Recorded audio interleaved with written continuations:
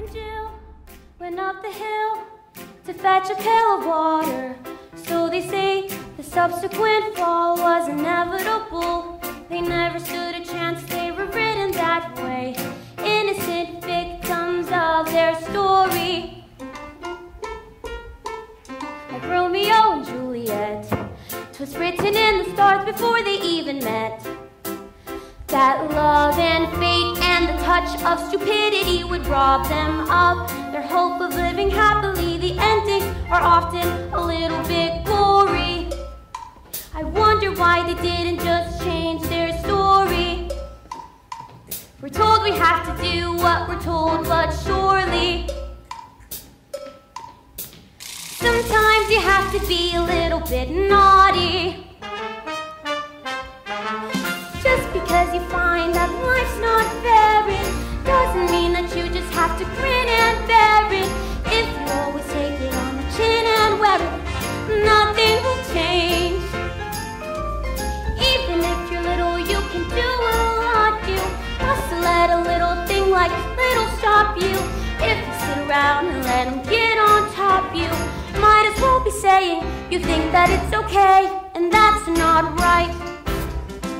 And if it's not right, you have to put it right. Platinum blonde hair dye, extra strong. Keep out of reach of children. Oil violet hair tie for men. Yup. In the slip of a boat, there's a tiny revolt. The seed of a war in the creak of the floorboard. The storm can begin with the flap of a wing. The tiniest mite packs the mightiest sting every day. Starts with the tick of a clock, all escapes. Starts with the click of a lock. If you're stuck in your story and wanna get out, you don't have to cry, you don't have to shout.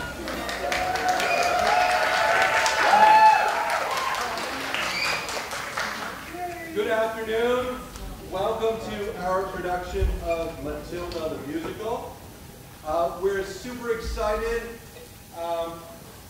This cast has been working on the show tirelessly since the beginning of the semester. And this is actually, whether you know it or not, the first musical we've done here at Birmingham in over 2 years. So we're really excited to be able to present it. Just a few things. Number one, make sure all cell phones and any devices are silenced. There will be a 10-minute intermission, at which point we will be selling snacks out in the lobby. And mostly just have a great time, enjoy the show, and give it up for these guys.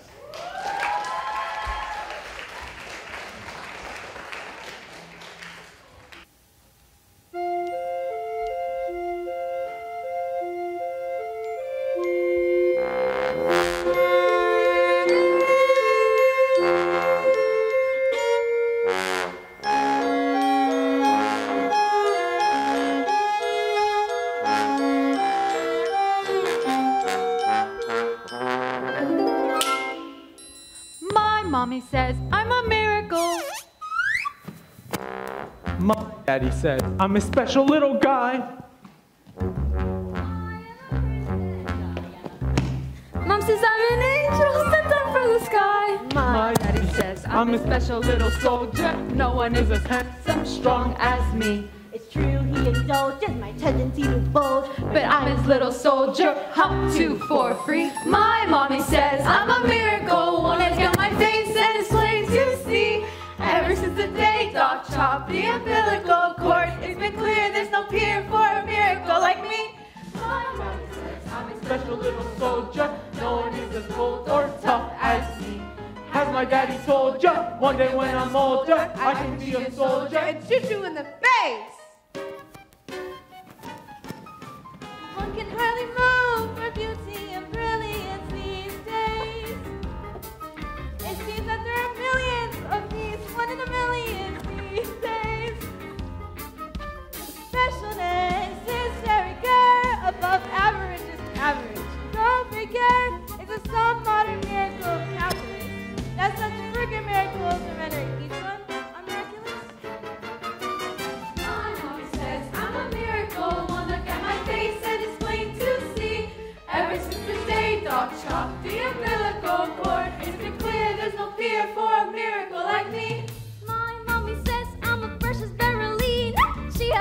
scene. Pretty Berylina. Jesus, if I'm keen, I have to cut down on the cream. But I'm a Berylina, so give me more cake. I'm a razor from this angle over here. What a dear. Drop a honey on your brother. I think he blinked. Have you seen his school report? He got a C on his report. We have to change his school, the teacher's clearly falling short. Serious and insightful. No brighter than her class.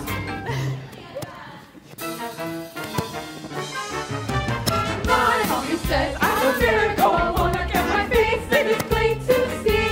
Ever since the day Doc chopped the umbilical cord, it's been clear there's no fear for a miracle like me. My mommy says I'm a miracle. When I'm as tiny and as shiny as a miracle. You can be all cynical, but it's such a good miracle. There's never been a miracle as miracle as. Look, is this going to take much longer, Doctor? I've got a plane to catch at 3. I'm competing in the biannual International Ballroom Salsa Dancing Championships in Paris.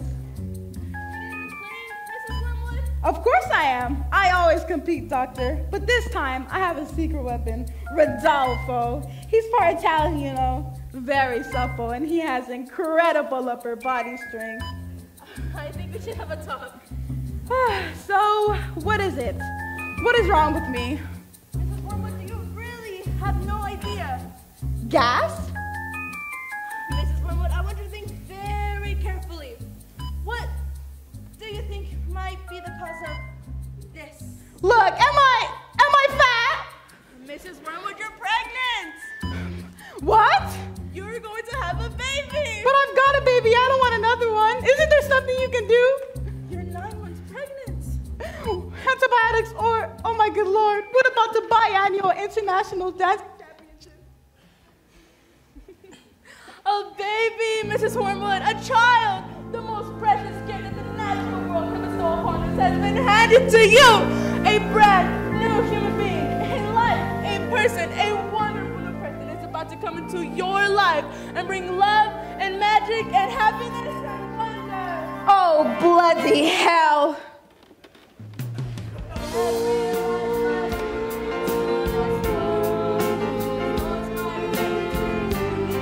Push, Mrs. Wormwood, push! I'll push you in a minute!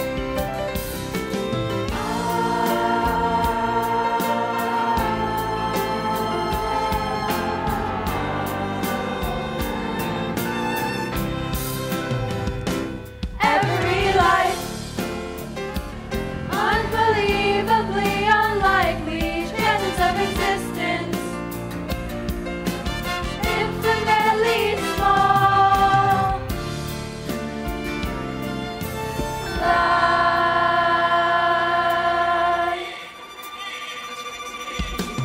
Every breath you are, miracle.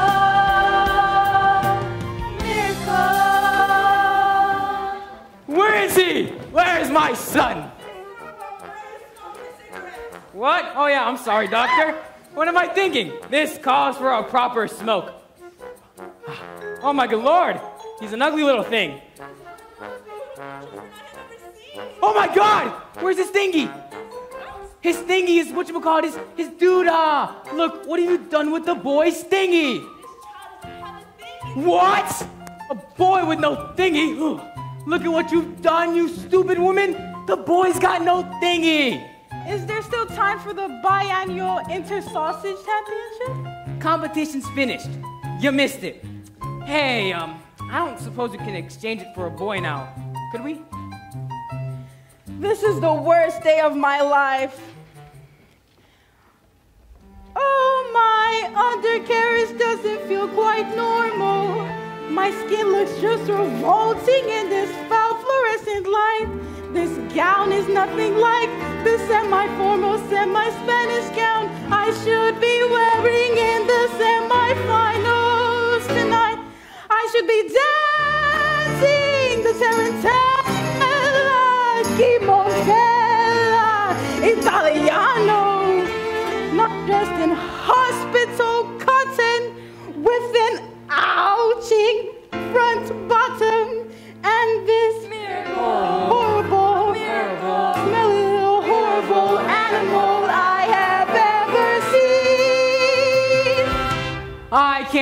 mind is Franken beans.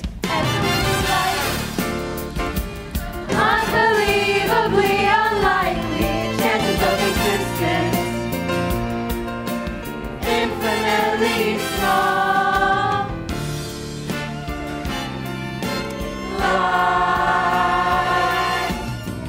every friend you love.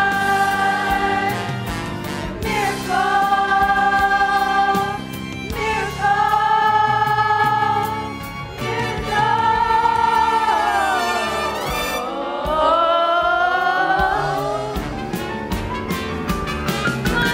My mommy says I'm a miracle. Look at my face and it's plain to see. Ever since the day Doc chopped the umbilical cord, it's been clear there's no fear for a miracle like me. My mommy says I'm a miracle. You're not the study and your study was a miracle. You can be all cynical, but it's such a big miracle. There's never been a miracle, a miracle, a miracle-less. I don't need this production show. My mommy says I'm a lousy little worm. My daddy says I'm a bore. My mommy says I'm a jumped up little germ, that kids like me should be against the law. My daddy says I should learn to shut my pie hole. No one likes a smart mouth girl like me. Mom says I'm a good case for population control. Dad says I should watch more TV. Yes, sir. That's right, sir. 155 brand new luxury cars, sir. Are they good runners? Well, let's put it this way. You want to beat them in a race? No, sir. Yes, sir. They are good runners, sir. Yes, sir, indeed, sir. So, how much exactly? Hang on. Look at this. She's reading a book. That's not normal for a 5-year-old girl. I think she might be an idiot. Listen to this. It was the best of times. It was the worst of times. It was the age of wisdom. Oh. Stop scaring your mother with that book, boy. I'm a girl. And she keeps telling me stories, Harry. Stories, I mean, who wants stories? A little girl shouldn't be all thinking. I'm going to call you right back, all right? Bye-bye. Will you please shut up? I'm trying to pull off the biggest business deal of my life, and I have to listen to this. You know, it's your fault. You spend us into this trouble, and you expect me to get us out. What am I, a freaking escapologist? Oh, a goddamn escapologist, he says. What does that make me then? Dinners don't microwave themselves, you know. I've got a whole house to look after. But now I'm off to dye my roots, you horrid little man. Well, I'm going to make us rich. How rich? Very rich. Russian businessman. Very, very stupid. Your genius husband's going to sell him 155 old beat-up lemons as brand new luxury cars. What? But that's not fair. The cars will break down. What about the Russians? Fair? Listen to the boy. I'm a girl. Listen here, sweetheart. Fair doesn't get you anywhere, you Thick-headed twit brain. All I can say is thank heavens Michael has inherited his old man's brains. Eh, son? Eh? Michael. Well, I shall take the money when you earn it, and I shall spend it. But I won't be enjoying it due to the despicable way in which you have speaking to me tonight. It's all your fault. With your stupid books and stupid reading. But that's not fair. I didn't do anything. Right? Right. Let me tell you something. You're off to school in a few days and you won't be getting any right there. Oh no. I know your headmistress, Miss Agatha Trunchbull. I told her all about you and your little smarty pants ideas. Great big, strong, scary woman she was. She used to compete in the Olympics throwing down the hammer. I can only imagine what she's gonna do to a squeaky little goblin like you, boy. I'm a girl. Now, get off to bed, you little bookworm.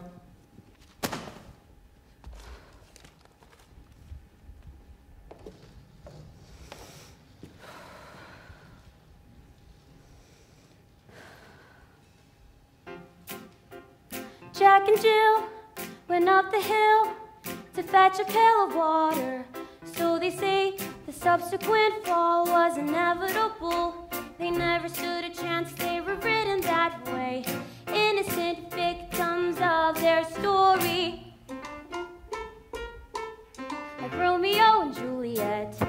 'Twas written in the stars before they even met. that love and fate and the touch of stupidity would rob them of their hope of living happily. The endings are often a little bit gory. I wonder why they didn't just change their story. We're told we have to do what we're told, but surely sometimes you have to be a little bit naughty. Just because you find that life's not fair, it doesn't mean that you just have to grin and bear it. If you always take it on the chin and wear it, nothing will change. Even if you're little, you can do a lot. You must let a little thing like little stop you. If you sit around and let them get on top you, might as well be saying you think that it's okay, and that's not right. And if it's not right, you have to put it right. Platinum blonde hair dye, extra strong, keep out of reach of children. Oil violet hair tonic for men. Yup. In the slip of a boat, there's a tiny revolt. The seed of a war in the creak of the floorboard. A storm can begin with the flap of a wing. The tiniest mite packs the mightiest sting every day. Starts with the tick of a clock, all escapes. Starts with the click of a lock. If you're stuck in your story and wanna get out, you don't have to cry, you don't have to shout. Cause if you're little, you can do a lot. You must let a little thing like little stop you. If you sit around and let them get on top you, won't change a thing. Just because you find that life's not fair, it doesn't mean that you just have to grin and bear it. If you always take it on the chin and wear it, you might as well be saying you think that it's okay, and that's not right. And if it's not right, you have to put it right. But nobody else is gonna put it right for me. Nobody but me is gonna change my story. Sometimes you have to be a little bit naughty.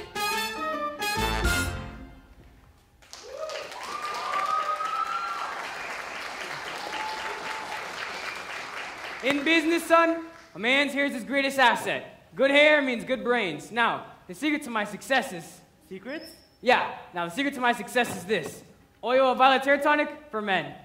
Secret. Stand back, son. Your old man's gonna do some work. Oh, yeah. Woo, that's the spot right there. Oh, yeah. Those are the bananas. Woo, yeah. Woo. Man, let me tell you something, son. A man in business cannot simply fail to be noticed when he looks like this. Ew, your hair, it's green. Good Lord, woman, have you already started? It's not even 8:30. My hair's green. Well, why on earth would you want green hair? I don't want green hair. I didn't do anything. Maybe you used some of Mommy's peroxide by mistake. That's exactly what you've done, you stupid man. My hair. My lovely hair. Oh my good Lord. How can I do today? The Russians. What am I going to do? I know what you could do. What is it? What can I do? You could pretend that you're an elf. That's it. I can pretend I'm a... Wait a minute. What are you talking about, you fool? The boy's a loony. Mom, would you like to hear a story? Don't be disgusting.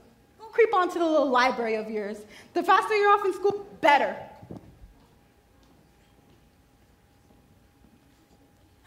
Oh, Matilda! What a pleasure to see you. Oh, here in the library again, are we? Yes. Well, my mom wanted me to stay at home with her. She hates it when I go out. She misses me so much. Dad, too. He loves having me around. But I think it's good for grown-ups to have their own space. Well, your parents must be so proud to have a girl as clever as you. And you tell them lots of stories like you do with me. I love your stories, Matilda. And that's not a hint, by the way. But if you did happen to have a story you wanted to tell me... Goodbye, Mrs. Phelps. I'll see you next week. Goodbye, Miss Honey, and good luck with the Tolstoy. I promise I'll try to get it this time. Well, as I was saying, Matilda, I am not hinting or anything. But if you did happen to have a story you wanted to tell me... Who was that lady? That lady? Oh, that was Miss Honey. Well, she's going to be your teacher. That lady's going to be Yes, your teacher. Now look, are you going to tell me a story or not? Once upon a time, the two greatest circus performers in the world, an escapologist who would escape from any lock that was ever invented, and an acrobat who was so skilled it seemed that she could actually fly, fell in love and got married. They performed some of the most incredible feats together anyone has ever seen. And people would come from miles around. Kings, queens, celebrities, and astronauts. And not just to see their skill, but also to see their love for each other. Which was so deep that it said that cats would purr as they passed them, and dogs would weep with joy. They moved into a beautiful old house on the edge of town, and in the evenings they would walk and take the air. And each night the children of the town would wait in anticipation, hoping for a glimpse of that shiny white scarf that the acrobat always wore. For then they knew they only had to cry, "Tricks, tricks!" And the great performers would instantly oblige with the most spectacular show just for them. Although they loved each other, although they were famous and everyone loved them, they were sad. We have everything. We have everything, But but the one thing, patience, my love. Oh, Matilda.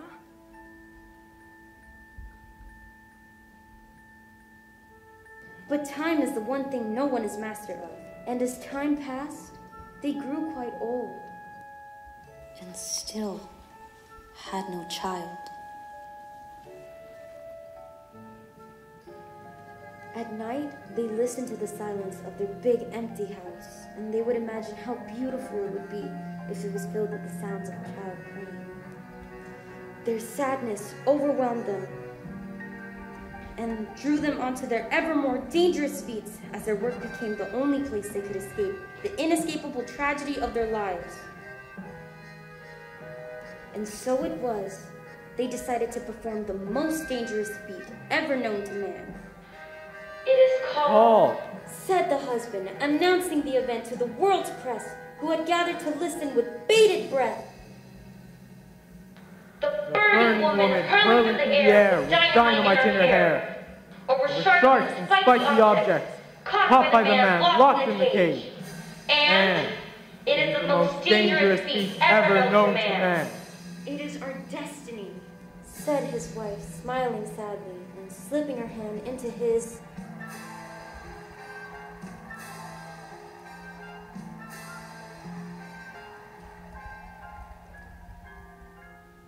Is where the loneliness of life has led us.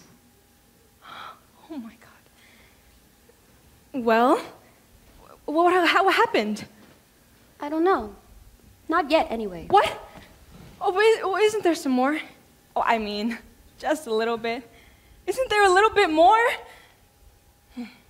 Well, I suppose your mother will be waiting for you. Is she here, actually? I would love to meet her. And maybe I could... Bye, Miss Phelps. I'll see you tomorrow. After your first day of school.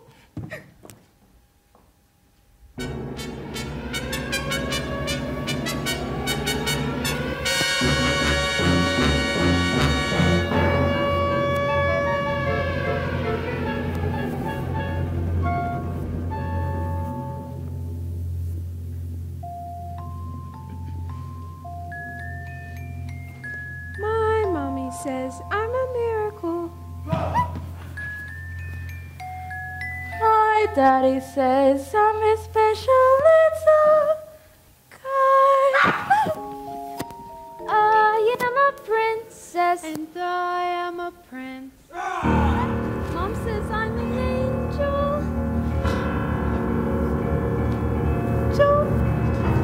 Mom says I'm an angel.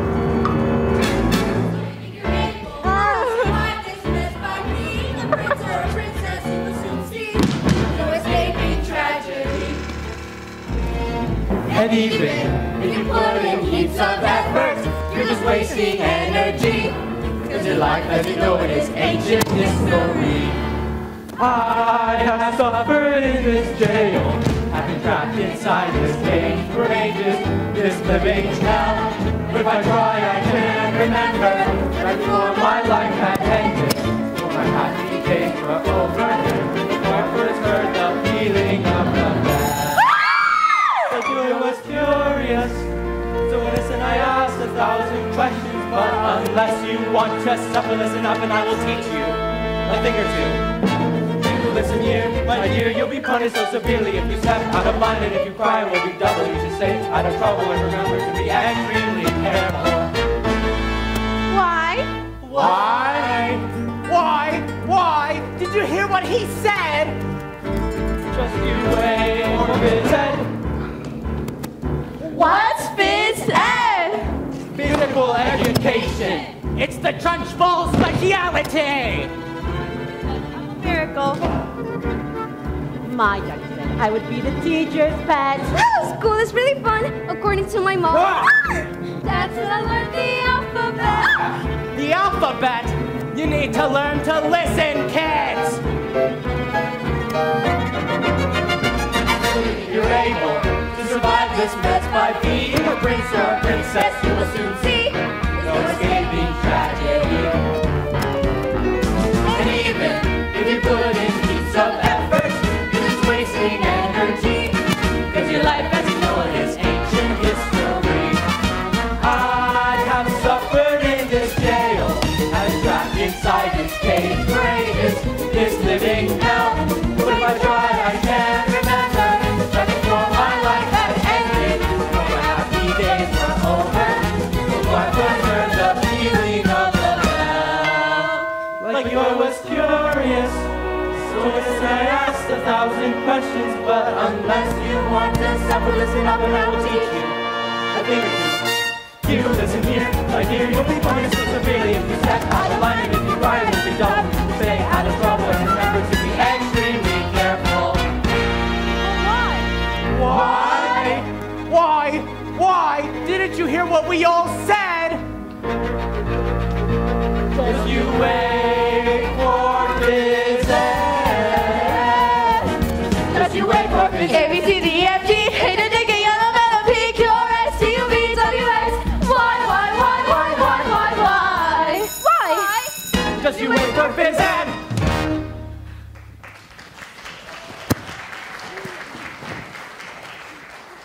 Morning!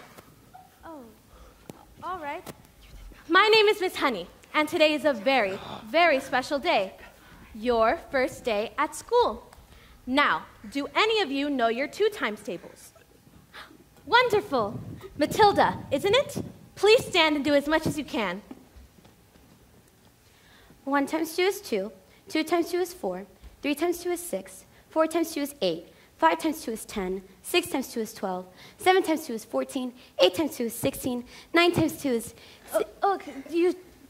10 times 2 is 20. 11 times 2 is 22. 12 times 2 is 24. 13 times 2 is 26. Okay.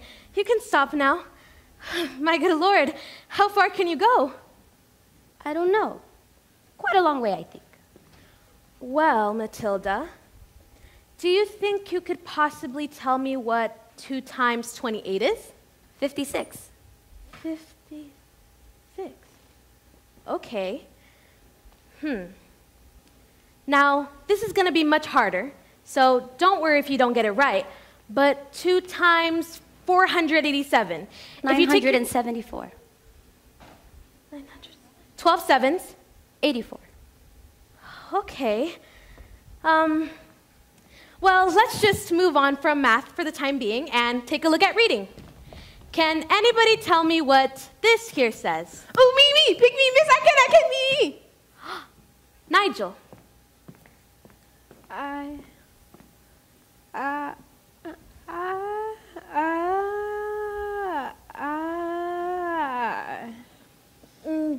think it is best we stop there, Nigel. We wouldn't want you bursting a blood vessel on the first day, now would we? Lavender. Is the first word tomato? No, but tomato's a very, very good word. Yay! Tomato. Matilda. I can now read words. So, Matilda, you can read words? Yes, well, I needed to learn how to read words so I could read sentences. Because basically, a sentence is just a big bunch of words. And if you can't read sentences, you've got no chance with books. And have you read a whole book yourself, Matilda? Oh, yes. More than one. I love books. Last week I read quite a few. A few? In a week? Oh my, that's really good. What books did you read? Nicholas Nickleby, Oliver Twist, Jane Eyre, Test of the Dubervilles, The Lord of the Rings, Kim, The Invisible Man, The Secret Garden, Crime and Punishment. Oh, and Cat in the Hat.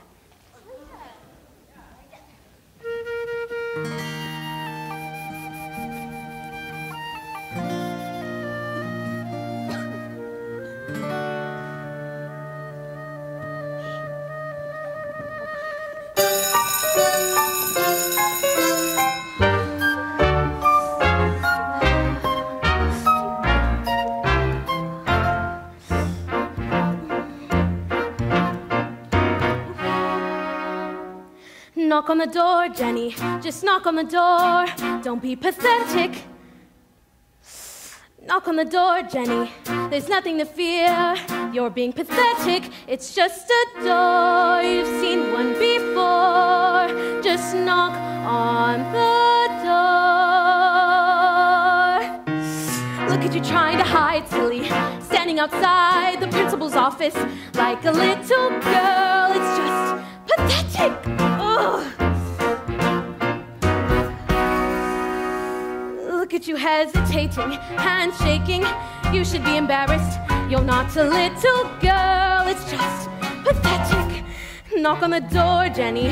What are you waiting for? Just knock on the door.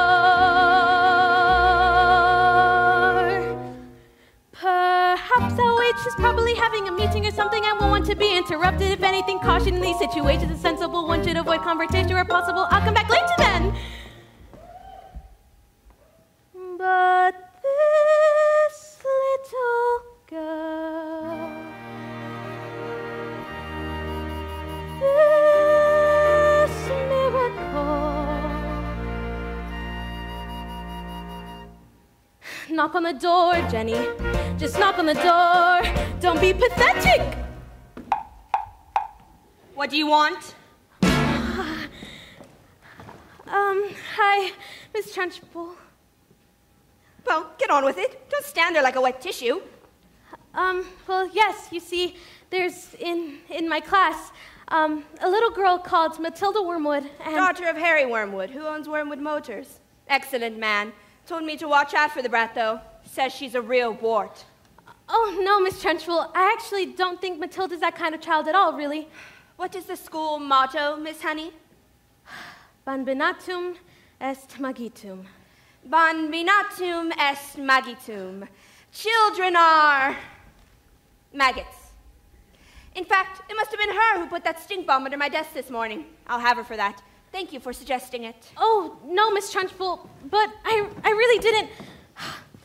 Miss Trunchbull, Matilda Wormwood is a genius. Nonsense! Didn't I just tell you that she is a gangster? Miss Trunchbull, but she knows her 2 times tables. So she's learnt a few tricks. But she can read. So can I. I'll have you know, Miss Trunchbull, that I believe that this little girl belongs in the top form with the 11-year-olds. What? She's a squib, a shrimp, an unhatched tadpole. We cannot just place her in with the 11-year-olds. What about the rules, Miss Honey? What kind of society would that be? Think about the society.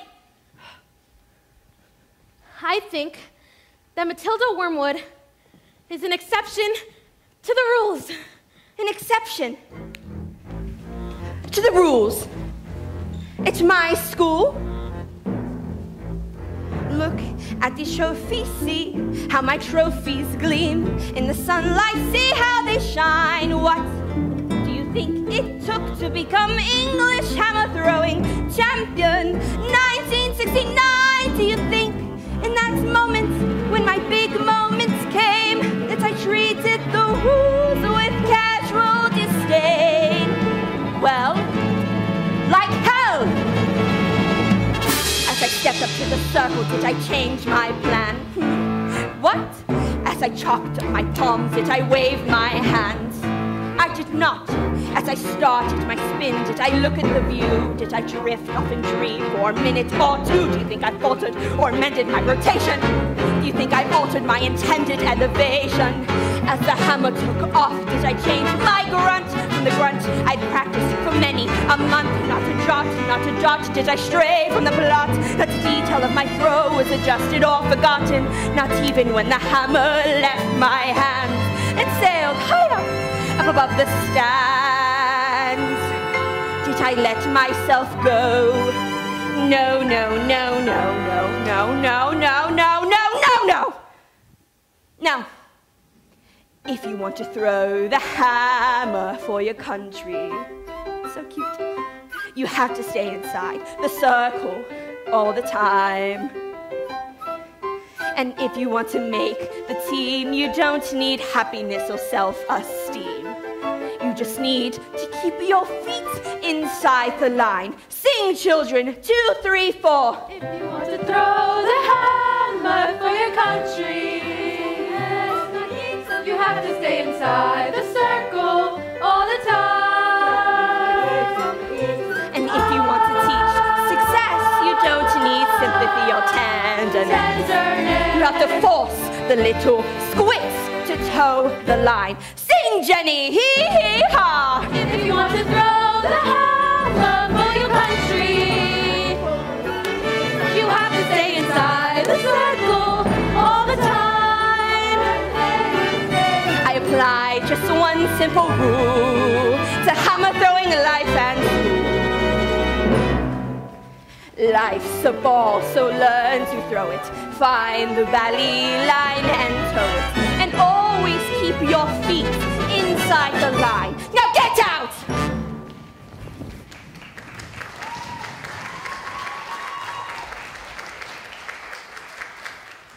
Well, I have you now, headmistress, that it is my intention to help this little girl, whether you like it or not.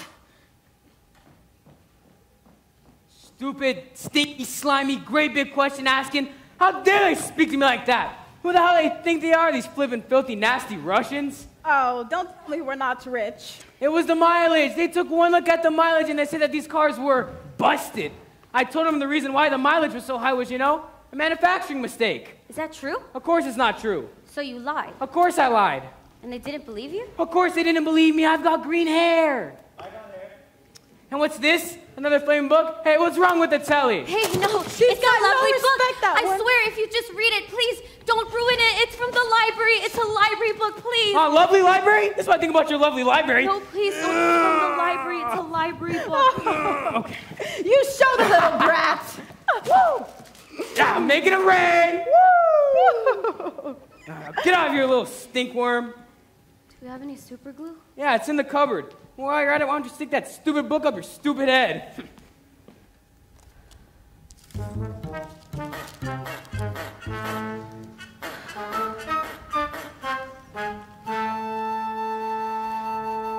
Just because you find that life's not fair, it doesn't mean that you just have to grin and bear it. If you always take it on the chin and wear it, nothing will change. Even if you're little, you can do a lot. You must let a little thing like little stop you. If you sit around and let them get on top of you, might as well be saying you think that it's okay, and that's not right. I got my eye on you, boy. I'm a girl.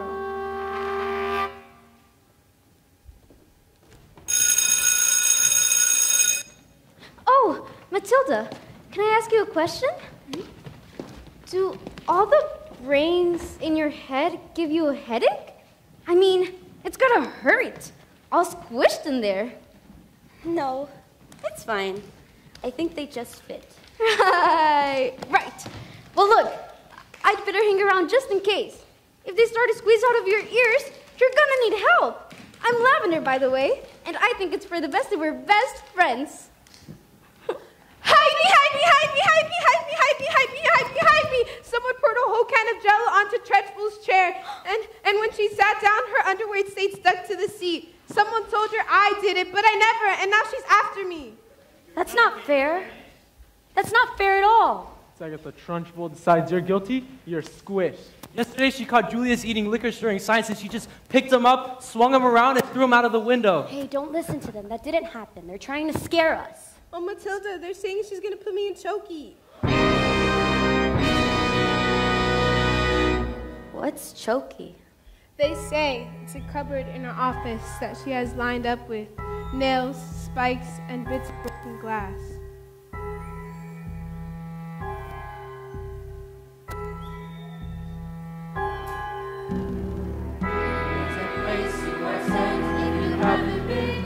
And it's made of spikes and wood. And it isn't wide enough to sit. And even if you could, There are nails on the bottom. so you wish you stood.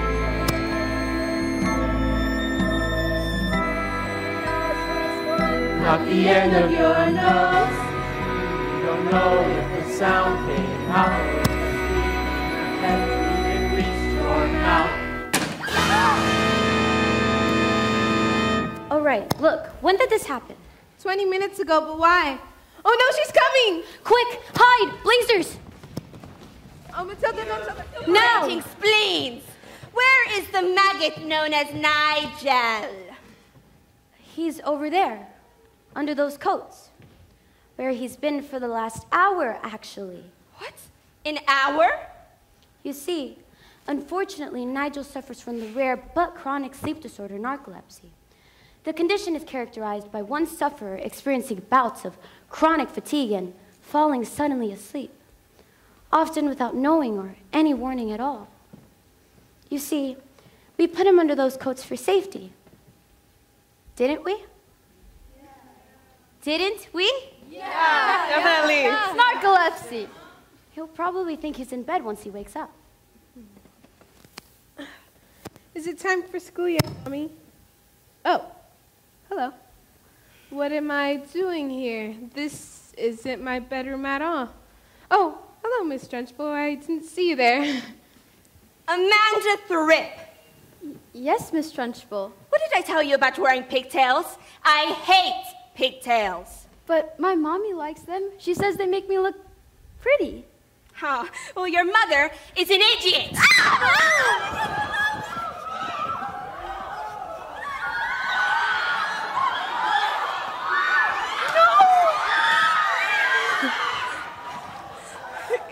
You!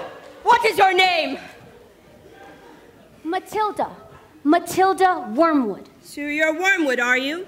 Well, Matilda Wormwood, you have made the biggest mistake in your life. Get out of my way! That is hideous! Change your hair! You are disgusting! Get out of my way! Yay! Just so you all know, she's my best friend.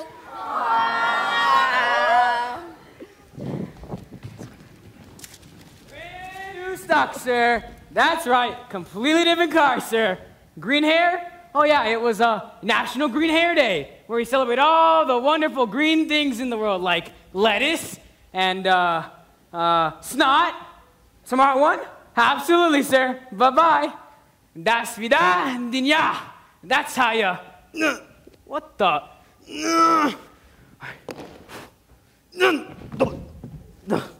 I'm gonna leave this on. Looks like it's gonna rain outside. Ow.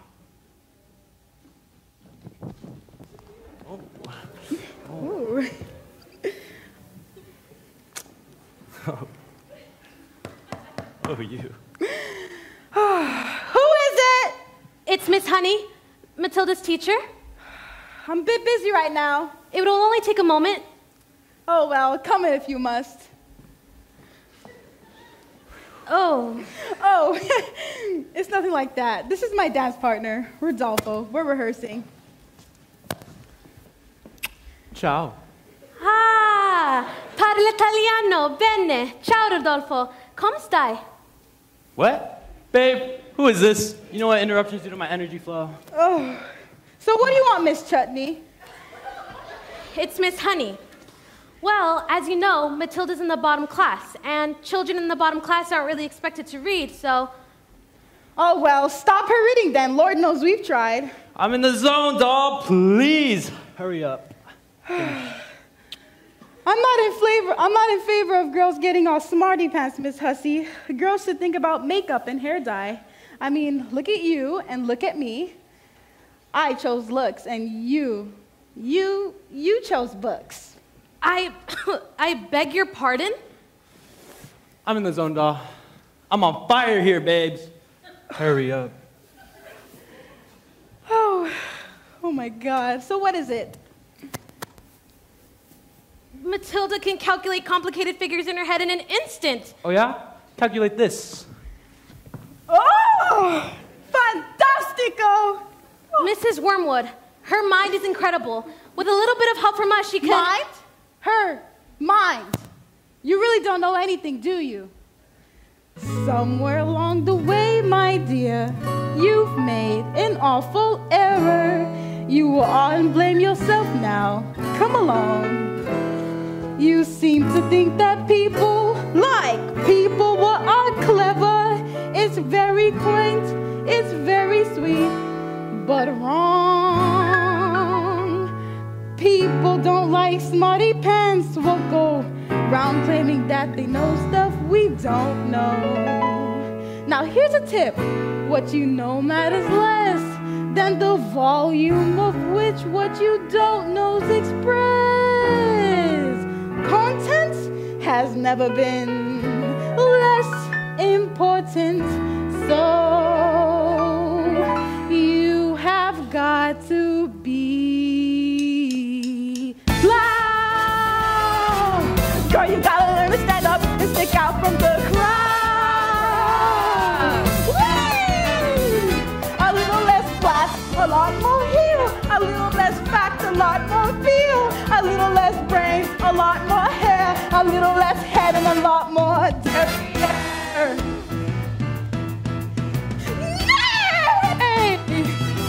No one's gonna tell you when to shake your tush. Well, you got a life, don't hide it under a bushel. No one's gonna look if you don't stand down. No one's gonna listen if you don't shout. No one's gonna care if you don't care. So go and put some highlights in your head, cause you gotta highlight what you got. Even if what you got is not a lot, you gotta be loud. So you gotta learn to stand up and stick out from the crowd. A little less, a lot more zing. A little less, a lot more shwang. A little less dressing like your mom. A little more ba-da-ba-ba-ba-da-ba. Ooh, I look nice. You don't. No one's gonna tell you what to wiggle your bumper. No one's gonna love you if you don't know the rumba. Everybody loves a little something exotic. But learning a language is over the top.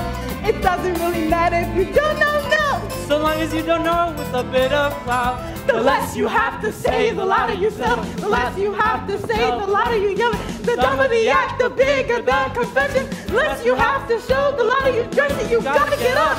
You gotta get up and be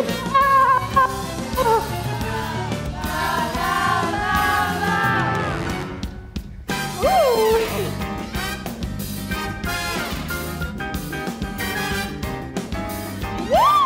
Woo!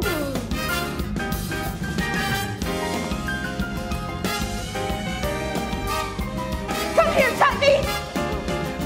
Yeah! Ooh, Sofa, let's go!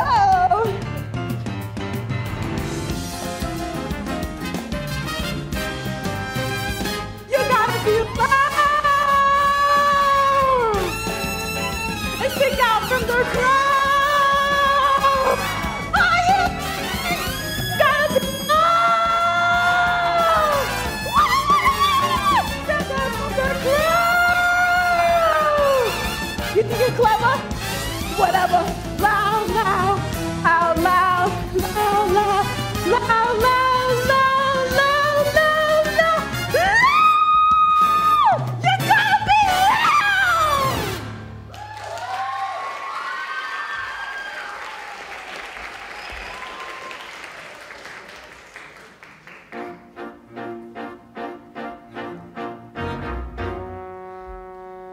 Stop being pathetic, Jenny.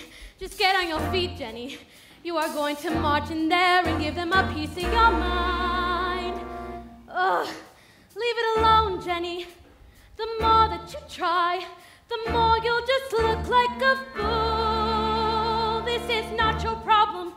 You've not got the spine. You are a teacher, just go back to school.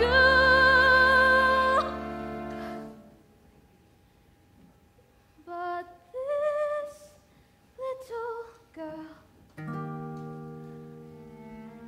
this miracle, she seems not to know that she's special at all. And what sort of teacher would I be if I let this little girl fall? Oh, I can see this little girl needs somebody strong to fight by her side.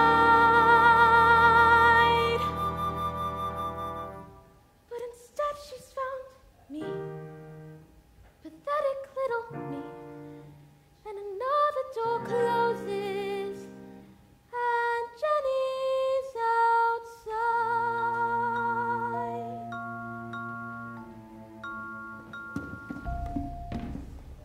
And so the great day arrived. It was like the entire world gathered to see the burning woman hurling through the air with dynamite in her hand over sharps and spiky objects, caught by the man locked in the cage. Everything was arranged by the acrobat's sister, a frightening woman who used to be an Olympic-class hammer thrower, and who loved nothing better than to scare the children of her town. People whispered, but in her dark, brooding heart, she resented her sister. Both her success and her love. Suddenly, out came the scapologist, dressed as usual in his tights and spangly costume. There was no sign of the acrobat, and no glimpse of her shiny white scarf.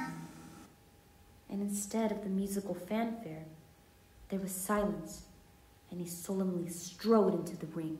Ladies and gentlemen, boys and girls, the burning woman hurling through the air with dynamite in her hair over sharp and spiky objects, caught by the man locked in the cage, has been canceled.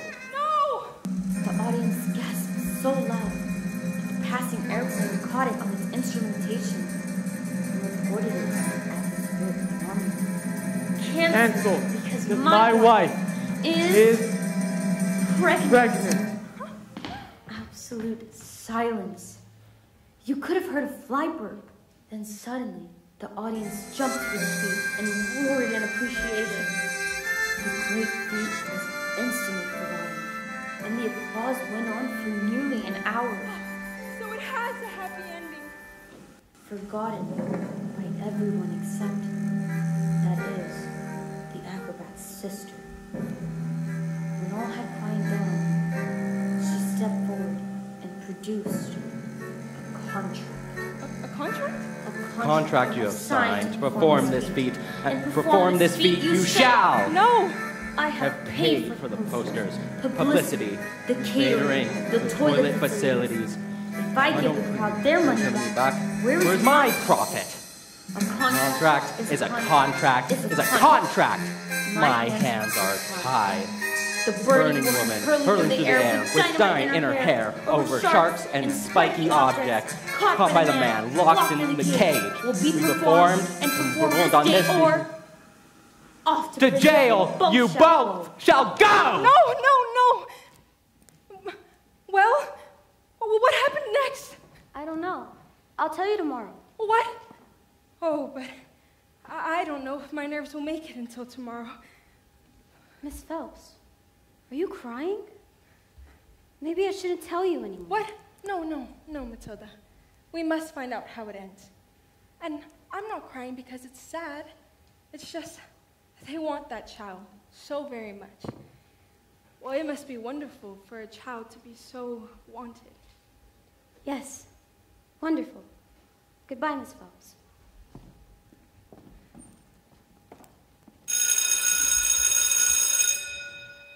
Matilda, could I speak to you, please? I'm afraid I haven't been very successful in getting others to recognize your abilities. So starting tomorrow, I shall bring in a selection of very clever books that will challenge your mind. And you can sit over there and read them while I teach the class. And, well, if you have any questions, I will do my best to answer them. How does that sound? Oh, Matilda, this is the greatest hug I've ever received. You're going to squeeze all the air out of me. Matilda Wormwood. Where is Matilda Wormwood? Aha! So you admit it, don't you? Admit what, Miss Trunchbull? This clot, this foul carbuncle is none other than the criminal, a denizen of the underworld, a member of the mafia. You slithered into the kitchens like a serpent and stole a slice of my private chocolate cake from my tea tray. Miss Trunchbull, Matilda's been here all morning. Standing up for the little spitball, are you? Well, this crime took place before school started. Therefore, she is guilty. G-U-L-I-T-T-Y. Guilty. That's spelled wrong. Oh, you. Okay, look, all right? I stole the cake. And honestly, I was definitely sort of thinking about owning up. Maybe. But you see, I was having a lot of trouble with my belly. You see, the Trunchbull's cake was so good, I scoffed it down too quick and was beginning to fight back. I'm not guilty. I didn't do anything. You are guilty because you are a crook. You are a thief. You are fiend. And I shall crush you. I shall destroy you. I shall consign you to the seventh circle of hell. It was the biggest burp I had ever done. The biggest burp I had ever heard. The biggest burp I had ever heard about. It was like the whole world went silent for that burp to exist, as a huge gas of chocolate wafted from my mouth and drifted across the class, past Alice, past Lavender, past Matilda, and then my great big chocolatey burp, which seemed to have a mind of its own now, wafted right into the face of the Trunchbull. Bruce Bogtrotter. Yes, miss? You liked my cake, didn't you, Bruce? Yes, Miss Trunchbull, and I'm very sorry, but... Oh, no, it's all fine. As long as you enjoyed it, that's the main thing. Is it? Yes, Bogtrotter, it is. Oh, well, I did thank you. Wonderful, marvelous. This gives me a warm glow in my lower intestine. Oh, cook. What, Bogtrotter? Lost your appetite? Oh, well, yes, miss, I'm full. Oh, no, you are not full. You are full until I tell you you are full. And you are not full until you've eaten the entire cake. But... No buts. You have no time for buts. Eat. Headmistress, he'll be sick. Well, he should have thought of that before he decided to make a pact with Satan and decided to eat a slice of my chocolate cake. Now eat. He can't. Eat. Eat. Eat. A single slice, or even two, Bruce, might have been nice. But even you, Bruce, have to admit, between you and it, there's not a lot of difference in size. He can't. He can. Surely can. He surely can. You are the mad Bruce. He might explode. He's quite elastic. Won't make him stop. He's fantastic. Look at him go. I can't watch. I think in effect, this must confirm, Bruce. But we all suspected you have a worm, Bruce. Or maybe your largeness is like the TARDIS, considerably roomier in size. He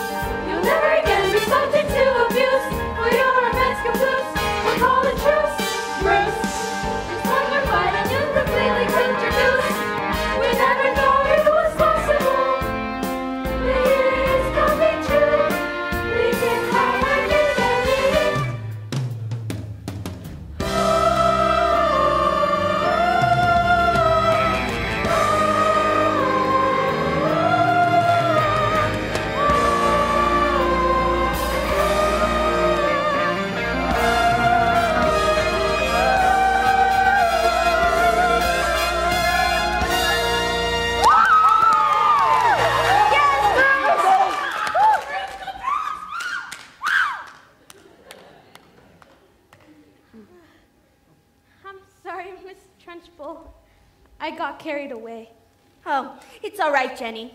We all get carried away sometimes. Even me. Good job, Bog Trotter. Nice show. Well, come along. What? Oh, you didn't think that was the only part of your punishment, right? Well, there's a second part. The second part is chokey. No! Miss Trunchbull, you can't. Yes, Miss Trunchbull, yes, you can. You think I would just let these maggots win? You're wrong. What do you think I am? A fool? An idiot? Weak? Pathetic? You? But he's eaten it all. He did what you asked, Miss Trunchbull. I ate it all. I ate everything.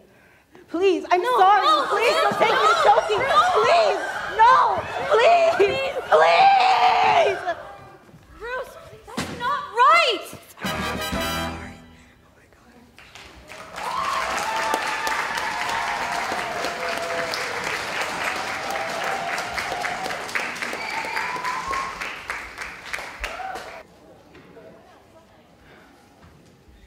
I would like to offer an apology for some of the things going on here tonight. They are not nice things, and they are not right things. And I would like to state that we do not want any children that might be here watching this tonight to go home and try these things out for themselves. I'm, of course, talking about reading books. See, now, it's normal for a kid to behave in this fashion. It stunts the brain, wears out the eyes. It makes kids ugly, stinky, sweaty, fatty, Betty, boring, gaseous, and it crucially gives them verrucas of the mind, people. Under no circumstances do we condone such activities, and we do so utterly without reservoirs. Hey, wait, can I just ask, how many people in here have ever read a book? Raise your hand, come on. You, ma'am, right there, what's your name? Yeah, you, what's your... What? JD? Hey, well, JD, don't take this the wrong way, but bookworm, stupid little bookworm, reading all her books like a stupid little bookworm. You read books like a worm. Worms read books, you read books. Worms are stupid, you're a swarm. Now, Jada will learn from that. It's not going to stop her from reading books, but at least she'll never raise her hand up in a theater again. Ladies and gentlemen, may I present to you today the pinnacle of our achievements as a species, the very reason why we even bothered evolving out of unicorns in the first place. Somewhere on a show, I heard that a picture tells 1,000 words. So tell you if you bother to take a look. It's the equivalent of like lots of books. All I know I learned from telly, this big beautiful box of facts. If you know a thing already, baby, you can switch the channel over just like that. Endless joy and endless laughter, folks living happily ever after. All you need to make you wise is 23 minutes plus advertising. Why would we waste our energy turning the pages 1, 2, 3? We could sit comfortably on our lovely back release, watching people singing and talking and doing stuff. All I know I learned from telly. The bigger the telly, the smarter the man. You can tell from my big telly just how clever of a fella I am. Take it away, son.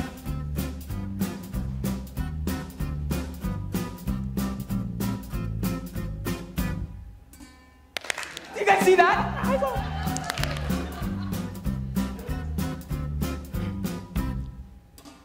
You can't learn that from a stupid book. All I know I learned from telly, what to think and what to buy. Now I was pretty smart already, but now I'm really, really smart. Very, very smart. Endless content, endless channels, endless chat on endless panels. All you need to fill your muffin without having to really even think or nothing. Why would we waste our energy trying to work out Ulysses? We could sit happily on our lovely balconies, watching slightly famous people talking to really famous people. All I know I learned from telly. The bigger the telly, the smarter the man. You can tell from my big telly just how clever of a fella I am. Who the Dickens is Charles Dickens? Mary Shelley, she sounds smelly. Charlotte Bronte, do not want to. Jane Austen, he's incompetent. James Joyce, he doesn't sound nice. Ian McEwen, oh, I feel like spewing. William Shakespeare, Moby Dick. Hey, easy, Grandma. All together now. All I know, I learned from telly. The bigger the telly, the smarter the man. You can tell from my big telly what a very clever fella I am. All right. Is it just me or am I amazing?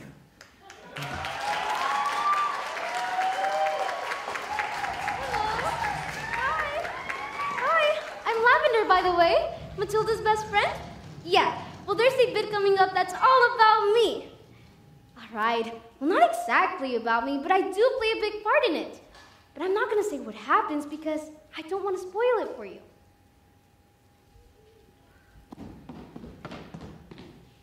All right, well, look, I volunteered to get the Trunchbull a jug of water, and then, no! I don't want to say anymore because I don't want to ruin it. Well, on the way back, I find a newt. A newt is like a really ugly lizard that lives in the water. So I pick it up, and no! I will not say anymore. I'm going to put the newt into the Trunchbull's jug. It's going to be brilliant.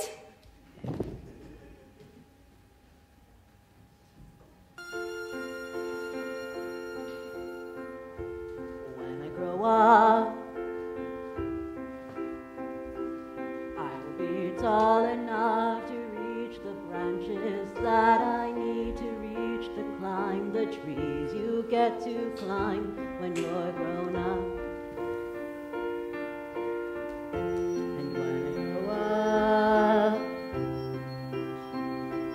I will be smart enough to answer all the questions that you need to know the answers to before you're grown up. And when I grow up, I will eat sweets every day on the way to work, and I will go to bed late every night.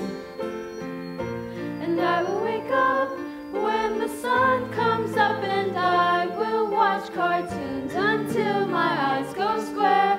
And I won't care, 'cause I'll be all grown up when I grow up.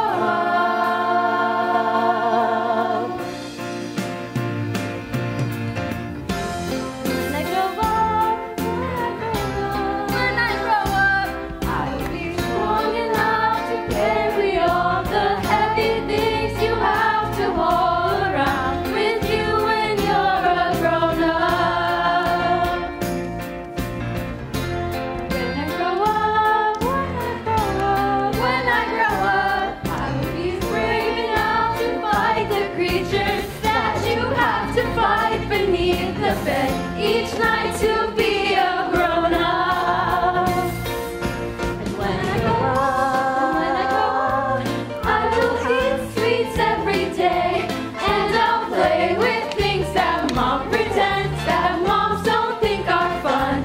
And I will wake up when the sun comes up, and I will spend all day just lying in the sun.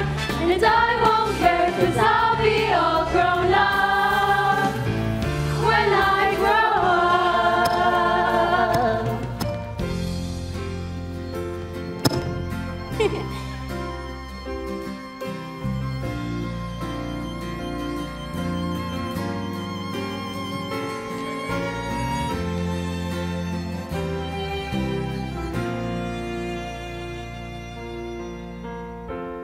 When I grow up,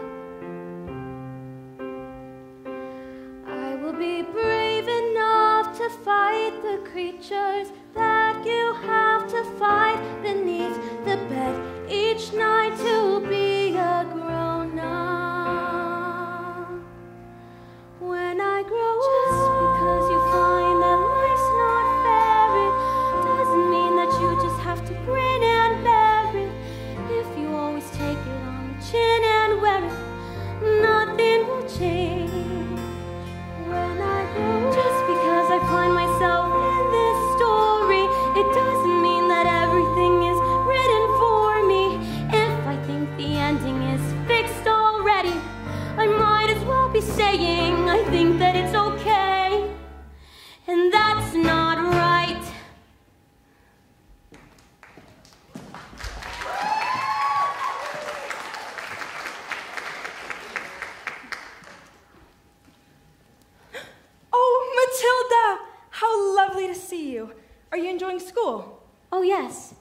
piece of it anyway. Miss Phelps, where's the revenge section? What? Well, we don't have a revenge section. Why? Is there a child at school who's behaving like a bully? Oh no, not a child exactly. Matilda, are you sure something is not up? Do you want to hear the next part of the story? Story? Did you say story? Well, Matilda, what are we waiting for?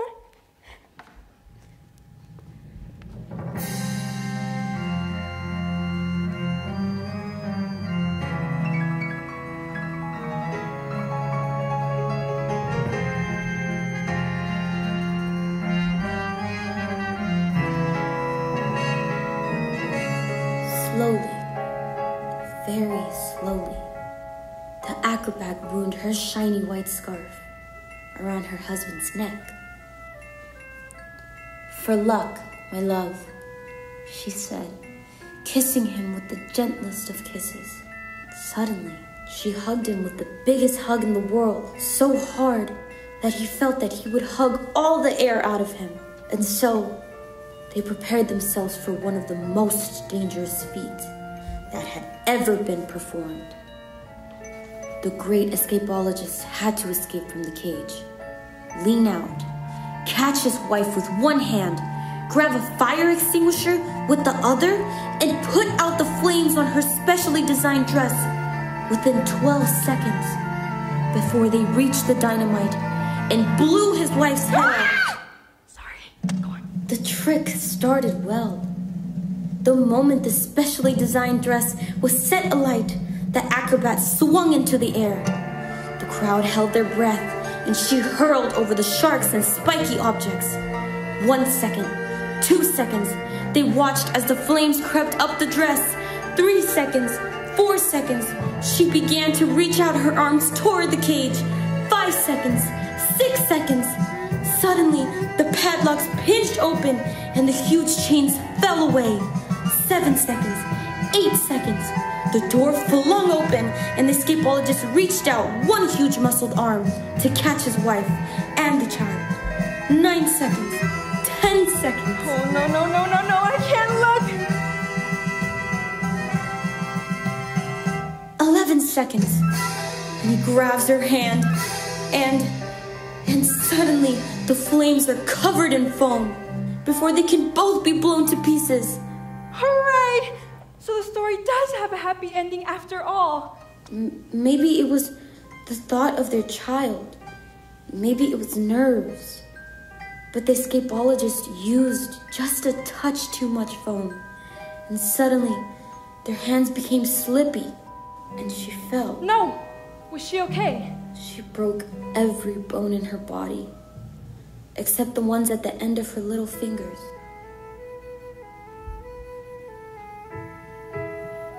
She did manage to live long enough to have their child, but the effort was too great. "Love our little girl," she said. "Love our daughter with all your heart. She is all we ever wanted."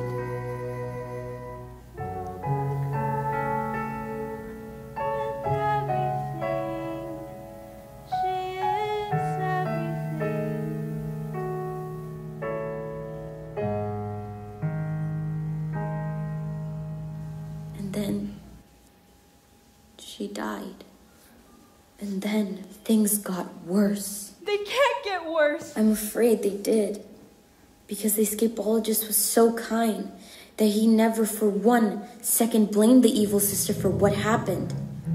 In fact, he asked her to move in and help look after his daughter. She was nothing but cruel to the little girl, making her wash and iron and cook and clean, and beating her if she did a thing wrong, but always in secret so that the escapologist never suspected a thing. And so, the poor little girl grew up with the meanest, cruelest, horriblest aunt you could possibly imagine. Well, come on, let's call the police. Miss Phelps, it's just a story. What? Oh, yes, of course. Matilda, you are so smart. Your parents must think they have won the lottery having a daughter like you. Oh, yes. In fact, They're always saying that. They're very proud. They're always saying, Matilda, you're like winning the lottery. Yeah, I'd better go.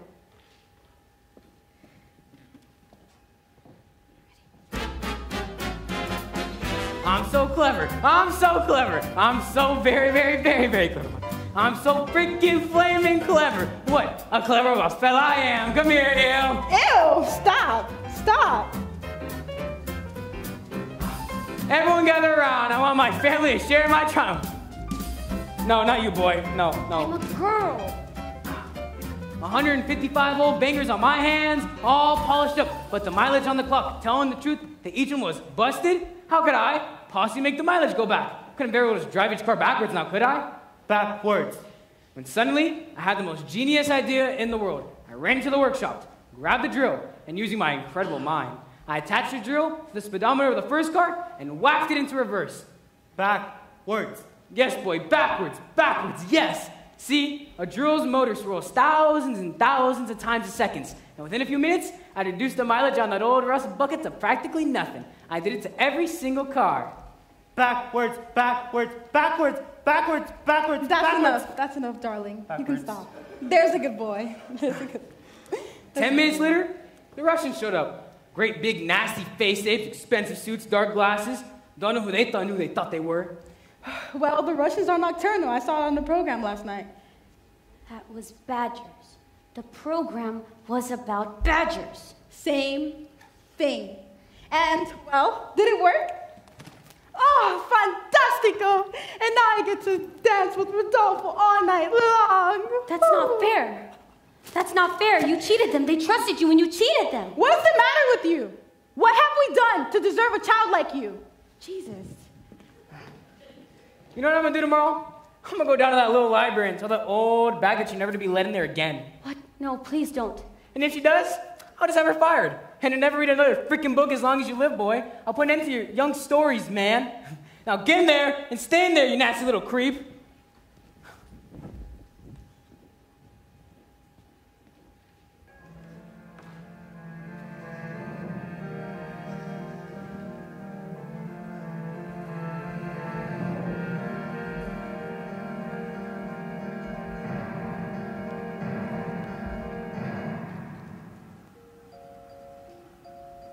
At night, the escapologist's daughter cried herself to sleep, alone in her room. She never said a single word about the evil aunt's bullying, as she didn't want to cause a greater fuss. And so she suffered in silence. This encouraged the women to greater cruelties, until one day, she exploded. You are useless, filthy, nasty little creep. And she beat her and threw her into a dank, dark, dusty cellar, locked the door, and went out.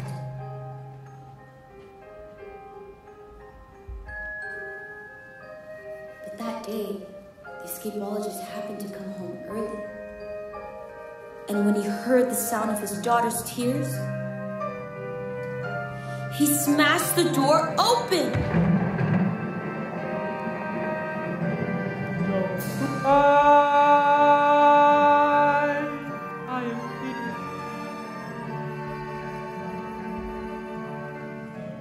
I dry your eyes, wipe away your tears, little girl. Forgive me, I didn't mean to desert you. Don't cry, little girl. Nothing can hurt you, you've nothing to fear. I'm here.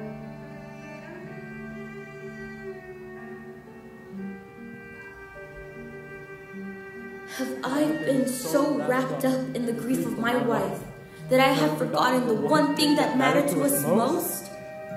I love you so much, my daughter. I shall spend the rest of my life making it up to you.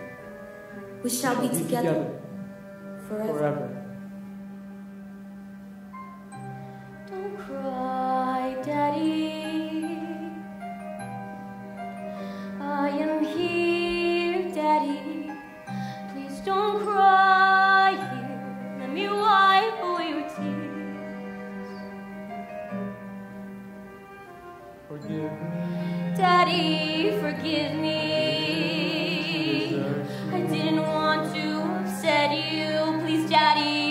alright. I'll be alright. With you by my side, I have nothing to fear.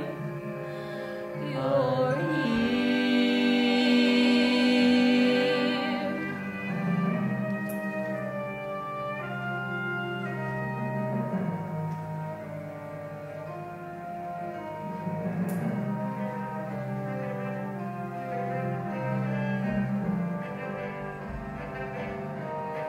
When the little girl fell asleep, the sleepologist's thoughts turned to the acrobat's sister, and an almighty rage grew inside his heart. This demon, this villain, this monster! She has sullied the memory of my wife. She has betrayed the trust of her own sister. She has shown cruelty to the most precious reality of my marriage. Bullying children is her game, is it? Then let us see what this creature thinks she can do when the wrath of a grown man stands before her.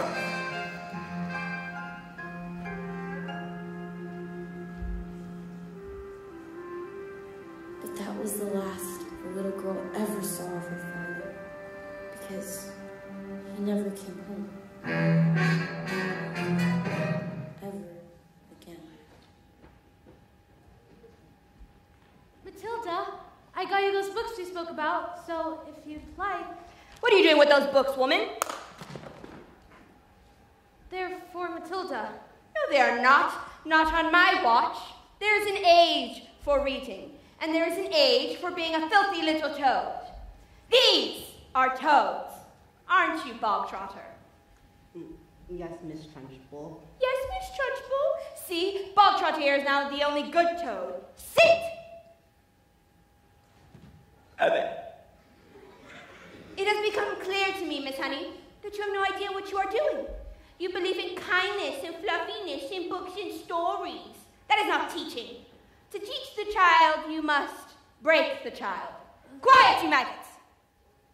No one was speaking, Miss Trunchbull. Miss Honey, please understand that when I say, quiet, you maggots, you are entirely included in that statement.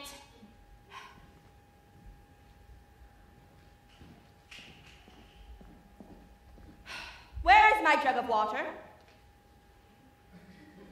I'll give you Miss Trunchbull. Stupid girl. Look at you all. Flabby, disgusting, revolting. Revolting, I say. I think it's time we toughened you all up with a little bit of phys ed.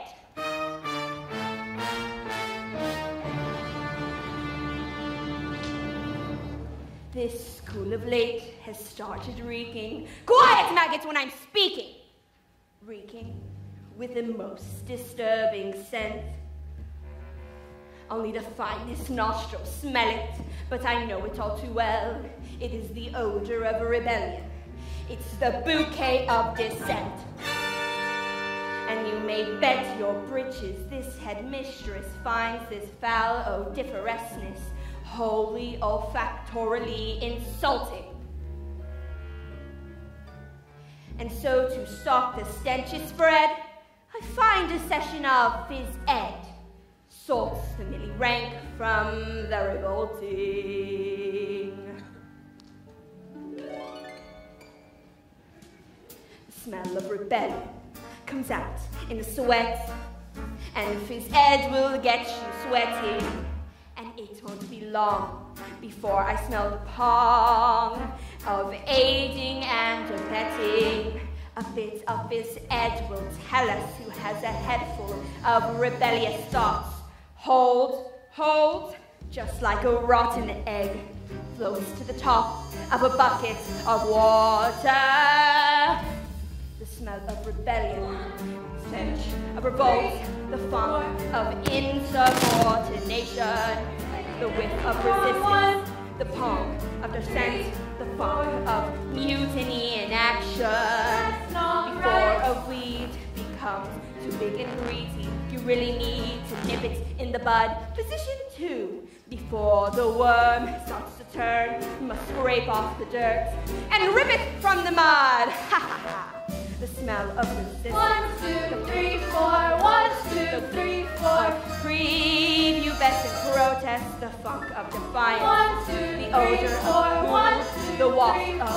anarchy and progress. Once we've exorcised these demons, they'll be too pooped for scheming. Some double-time discipline should stop the rot from setting in. Okay, let's step it up. Double time. 1, 2, 3, 4. Discipline, discipline. For children who are listening, for maggots who are fidgeting and whispering and hissing, their chattering and chittering, their nattering and twittering is tempered with a smattering of discipline. We must begin insisting on rigidity and discipline, persistently resisting this anarchistic mischieving, these minutes who are frittering, on pandering and pittering. For little ends like this, they just need discipline. The simpering and whimpering, the dribbling and fiddling, the miss, I need a tissue, it's an issue we can fix. There is no mystery to mastering the art of classroom mischieving. It's discipline, discipline, discipline, the smell of a rebellion, the whiff of revolt, the funk of prepubescent plotting, the funk of defiance, the odor of poop, the waft of anarchy and progress.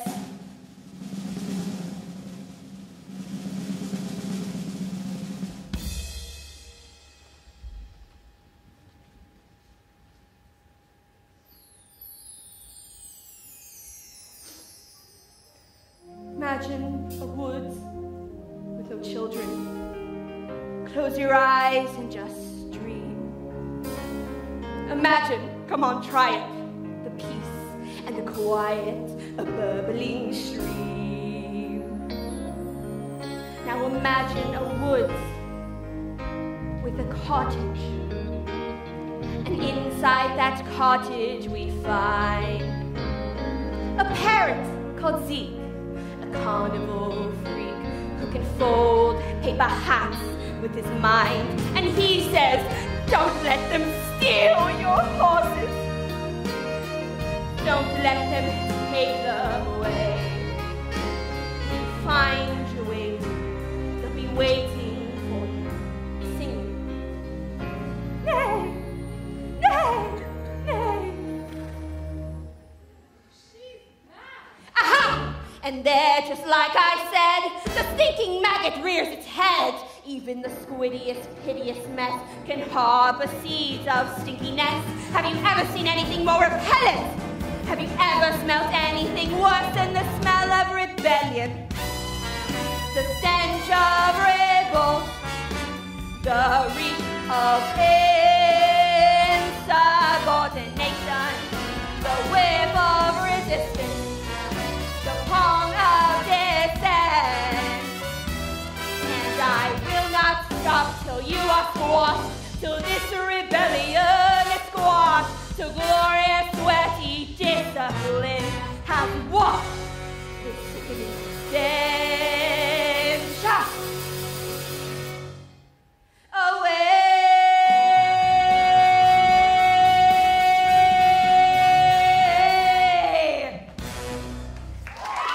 Quiet!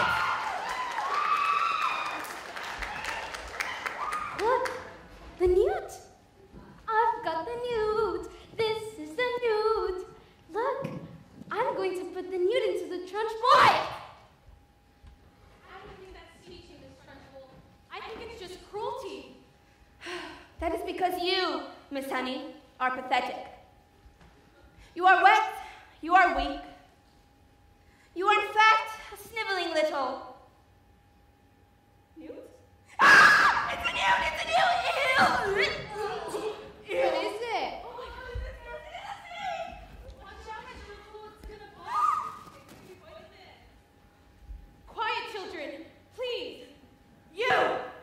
What? Me? I didn't do You anything. sniveling, malicious little sinner! No, stop, please. You can't. You're pulling his ears off. I have found out, Miss Honey, through years of experimentation, that the ears of young small boys do not come off. They stretch. In fact, I feel this one stretching now. Miss Trunchbull. No. Wait, Miss Trunchbull. You big, fat bully! How dare you! You are not fit for school. You should be in a prison, in the deepest, dankest, darkest this prison. I shall have someone crush you, destroy you, confine you to a trolley. I shall perform experiments on you, and all the disgusting little slugs shall suffer the most appalling indignities because of you. Yes, you.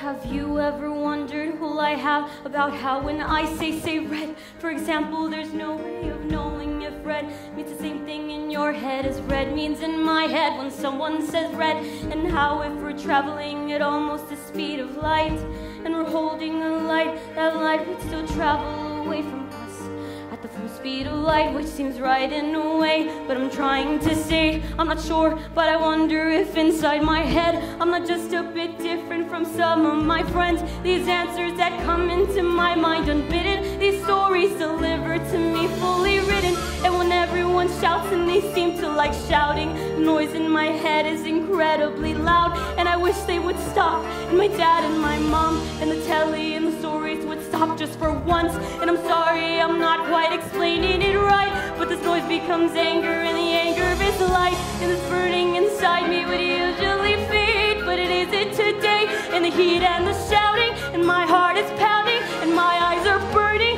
and suddenly everything is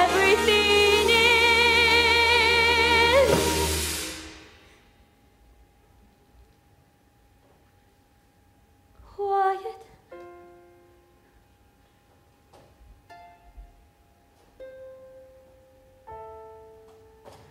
Like silence, but not really silent.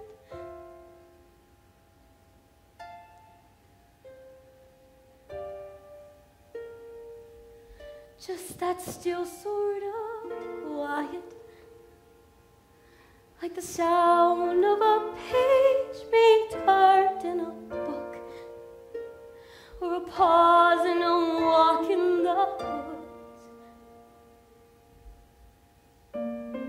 Quiet.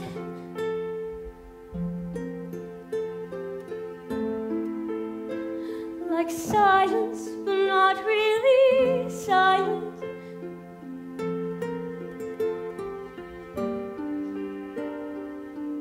Just that nice kind of quiet. Like the sound when you lie upside down in your bed. Just the sound of your heart in your head. And though the people around me, their mouths are still moving, the words they are forming cannot reach me anymore.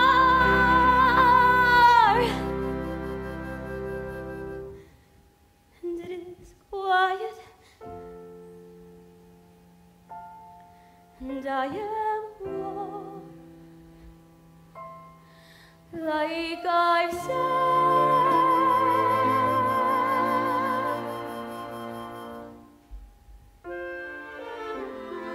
Into the eye of the storm.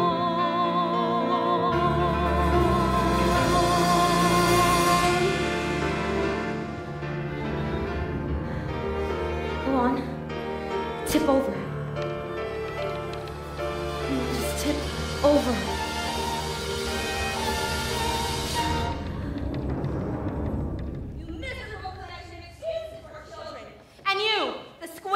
Squits, art's beating heart. But I am a match for you. There is no lengths I shall not go. No punishments I shall not conflict. No ear I shall not stretch back. No finger I shall not... Ah! Ah, it's a nude! It's a nude! Oh my God, it's a nude! Ah!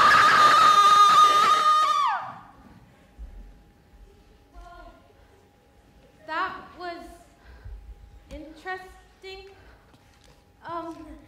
I think we'd all better go home now, while we still can. Yeah!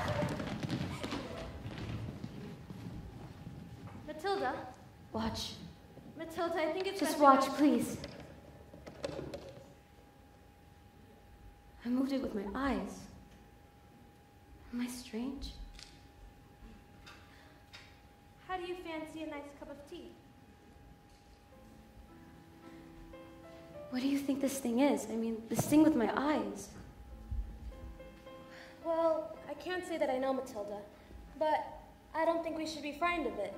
I think it has something to do with that incredible mind of yours. You mean there's no room in my head for all my brains, so they just have to squish out through my eyes? No, not exactly, but something like that. You really are a special girl, Matilda. I met your mother. She's unusual. And your father, is he as proud and as excited to have a clever girl as you? Oh, yes. He's proud. He's very, very, very proud. In fact, he's always saying, Matilda, I am so proud. That's not true. That's not true at all, Miss Honey. He calls me a liar, and a cheat, and a nasty little creep. I see.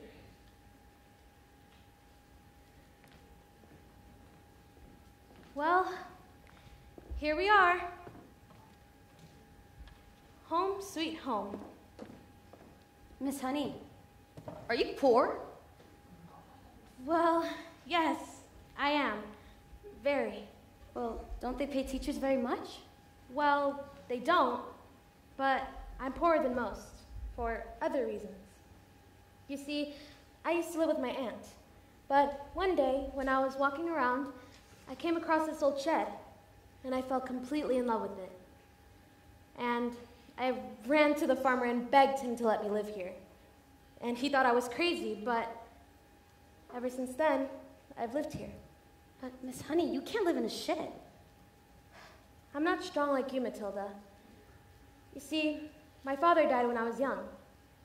Magnus was his name. And he was a very, very kind man. But when he was gone, my aunt became my legal guardian. And she was mean, and she was cruel, like you could hardly imagine. Then, when I got my job as a teacher, she presented me with a bill for looking after me all those years. She'd written every single thing down. Every tea bag, every electricity bill, every tin can of beans. And she even made me sign a contract saying that I would pay her back every single penny of that. And she even produced a document saying that my father had given her his entire house. You think he really did that? Magnus, I mean, you really think he'd just give her his house? Well, I can't say that I know, but I find it hard to believe.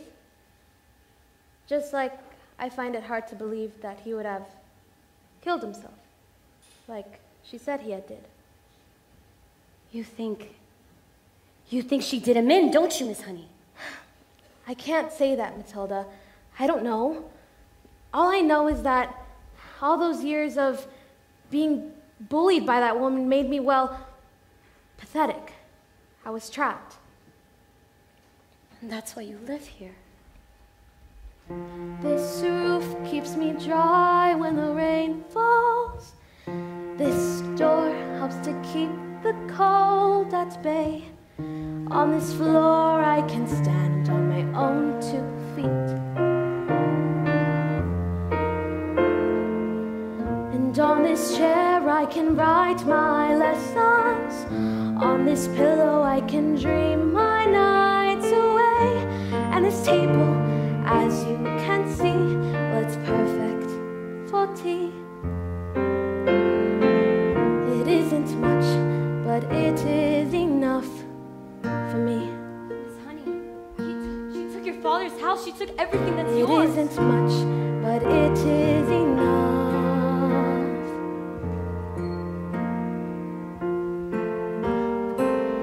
On these walls I hang wonderful pictures. Through these windows I can watch the seasons change. By this lamp I can read, and I am set free. When it's cold outside, I feel no fear. Even in the winter storms, I am warm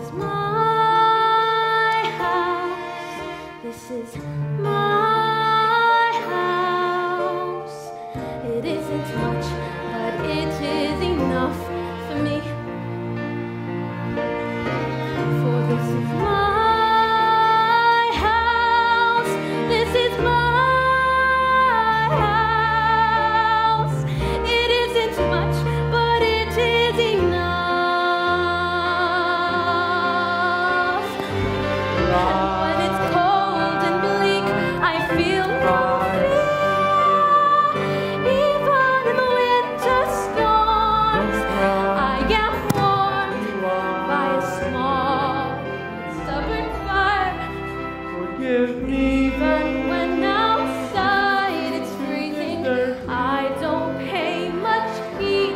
I know that everything I need is in here.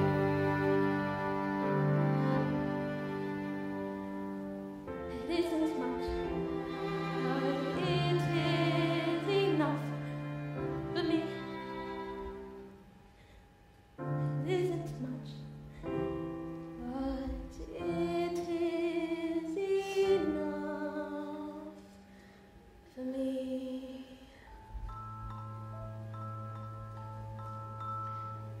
Miss Honey, is this your father's scarf? Well, yes. You see, my mother gave it to him before she died. She was an acrobat. An acrobat. Yes. And my father, he was a scapologist. Matilda, how do you know that? So they were your parents? What? My story. Matilda, what story? My story. I've been telling a story this entire time, and I thought I was making it up, but it's real. It's your life. I've seen your life. You've seen my life? Miss Honey, let's go to the police. Matilda, we can't. We have no evidence. But Miss Honey, we could just tell them that she did it. Matilda, they wouldn't believe me. It'd be my word against hers, and they'd never believe that she'd be capable of something like that. She was cruel to you. She beat you. She shouted at you. She locked you up in tiny cupboards and threw you in cellars. Matilda, stop it. Miss Honey, your aunt's a murderer. Who is she? A contract is a contract is a contract. Miss Trunchbull. In this world, children, there are two types of human beings. The winners and the losers. I am a winner. I play by the rules and I win. But if I play by the rules and I don't win, something is wrong. Something isn't right. And if something is wrong, you have to put it right. What are you looking at? You. Today you'll all be having a special little spelling test. Any student that gets a single answer wrong shall go to Chalky. Now, let's see.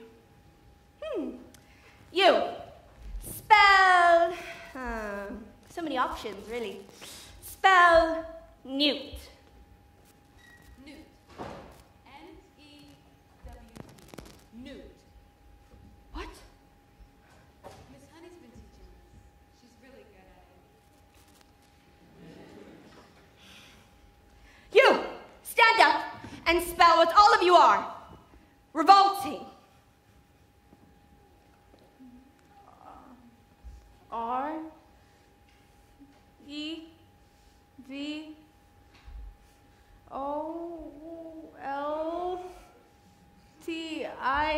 Revolting. Revolting. You're cheating. She's not cheating, Miss Trunchbull. She's simply spelling the word. These specks of dust aren't clever. They're worms. I've taught them. That's all. With kindness and patience and respect. How dare you! Don't say those things in my classroom. You, filth-bog snot-nose. Spell... Oh, God. Spell Angelica-manial ascotosis. What? But that's not a word. You just simply made it up. Spell or choky. And I must warn you, there are silent letters. A-M-C-H-E-L-L-A?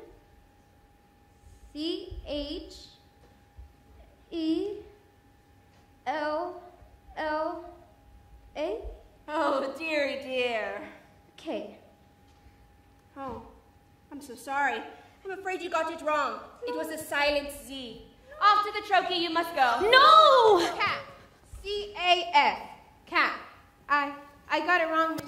You have to put me in choky too. Dog. D-Y-P. Dog. Add me too. You can't put us all in choky. Banana. G-T-A-B-L. Maggots. C-S-P-A-D-Y-F.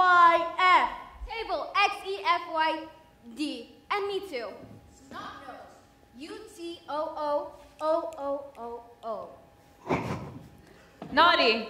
P-U-F-T-Y-X-N. Big fat bully. B-R-Q-Q-C-1-2-3-4. Revolting. P-B-R-Q-R-A-B-C-D-E-F. You're gonna put me in the chokey too, miss. You can't fit all of us in the chokey. Come on now, maggots. You think I haven't thought of that? A whole wide array of chokies. And now that I can determine that every single one of you have failed, each and every one of you shall go to the chokey. In this world, children, there are two types of human being, the winners and the losers. I am the chalk. Look at the chalk. What? Look, it's writing something. No, this cannot be. Stop this now. No one's doing anything. Agatha, this is Magnus? No. My Jenny back her house. Stop this now. Do you hear me? Stop. Then leave. No, this cannot be. This cannot be. Or I will get you. Stop. Like you got me.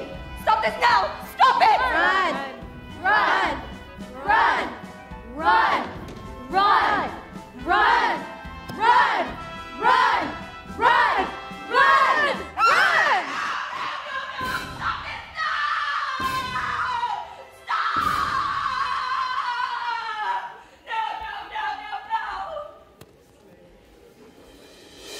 Whoa, whoa, whoa. Never again will she get the best of me. Never again will she take away my freedom. And we won't forget the day we fought For the right to be a little bit naughty. Never again. Will a chokey door slam? Never again. Will I be bullied down? Never again. Will I doubt it when my Mommy says I'm a miracle. Never again. Never again will we live behind bars. Never again will we live how we are. Revolting children living in revolting times. We sing revolting songs. You sing revolting rhymes. We'll be revolting children till our revolting's done. And we'll have the trust revolting. We're revolting. We are revolting children living in revolting times. We sing revolting songs. You sing revolting rhymes. We'll be revolting children till our revolting's done. And we'll have the trust revolting. We're revolting. We will become a screaming horde. Take out your hockey stick and use it as a sword. Never again will we be ignored. We'll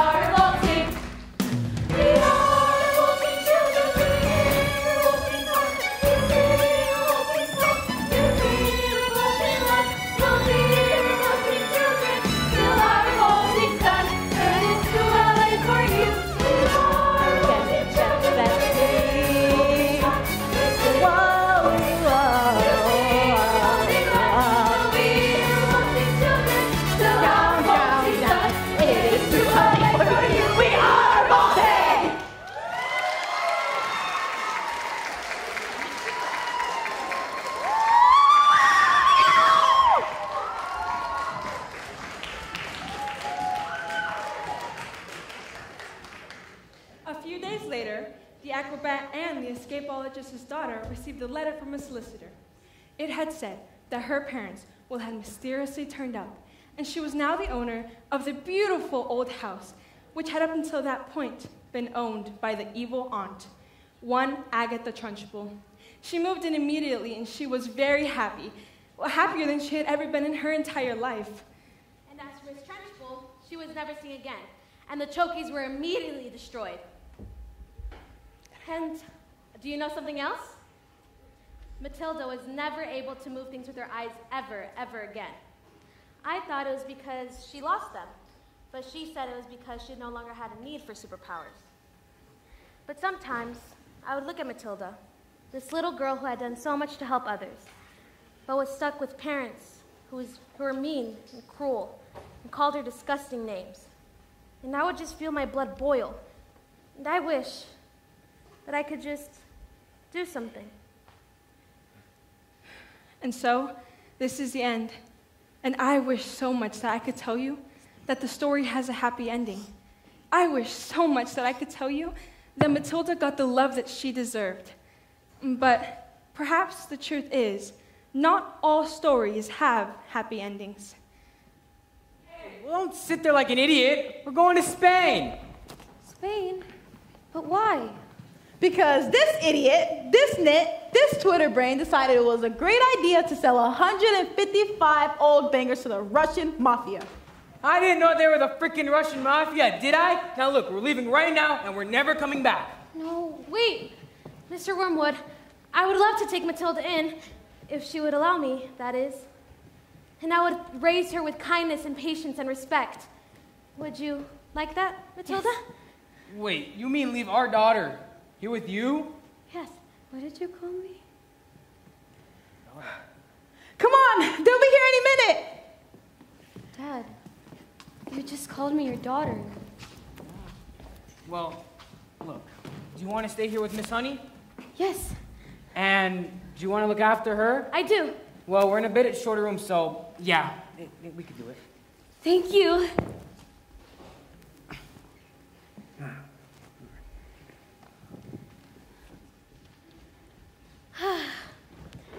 And Matilda leapt into Miss Honey's arms. And hugged her. And Miss Honey hugged her back. And they hardly noticed as the Wormwoods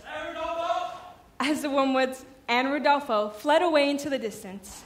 Because they had found each other. Yes, they had found each other.